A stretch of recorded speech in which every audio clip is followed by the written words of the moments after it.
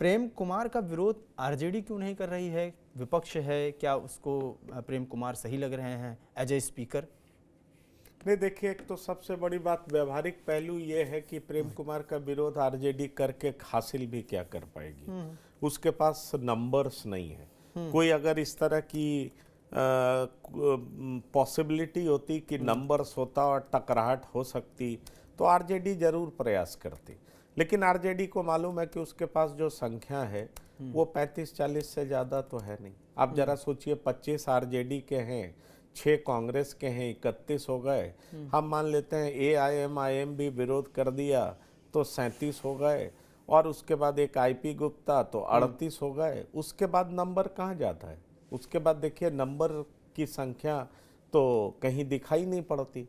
ऐसे में सवाल उठता है कि आरजेडी इस तरह का मौका क्यों लाना चाहेगी जिससे कई फ्रंट पर उसकी हार हो। तो इसलिए बेहतर समझा जाता है कि भाई हारना तय है और वो भी करारी हार होगी, तो हम इस तरह की लड़ाई क्यों लड़ें कि अभी चुनाव में हारे फिर पता चला स्पीकर बनाने में भी हार रहे हैं। तो इस तरह की हार आरजेडी को मंजूर नहीं है।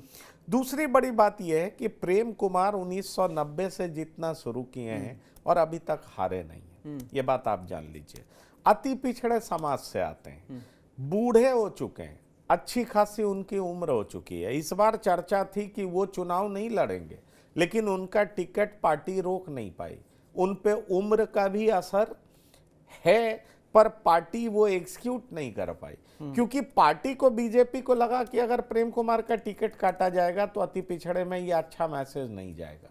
अति पिछड़े के बड़े नेता के तौर पर प्रेम कुमार बीजेपी में गिने जाते हैं। अब जरा सोचिए, अति पिछड़े का विरोध आरजेडी क्यों करना चाहेगी? क्या आरजेडी एंटी अति पिछड़ा दिखना चाहेगी? एक अति पिछड़ा का जो एस्टैब्लिश चेहरा है उसके खिलाफ आरजेडी क्यों दिखना चाहेगी?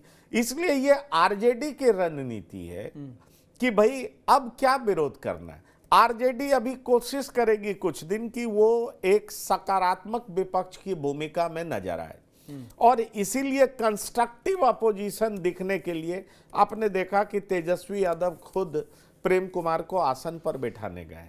एक तरफ नीतीश कुमार, एक तरफ तेजस्वी यादव, और प्रेम कुमार को आसन पर बिठाने जा रहे हैं। मतलब बहुत साफ है कि आपके चुनाव में हमारा भी समर्थन है। इसमें दो मैसेज देने की साफ कोशिश है।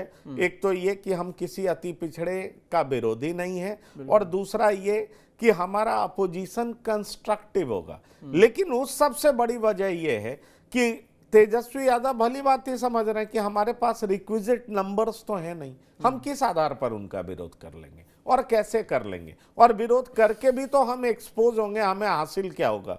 स्पीकर तो वही बनेगा जिसको एनडीए सपोर्ट करेगा। तो इसलिए तेजस्वी यादव ने एक प्रैग्मेटिक पॉलिटिक्स का परिचय देते हुए मैच्योर्ड पॉलिटिशियन की तरह बिहेव किया है।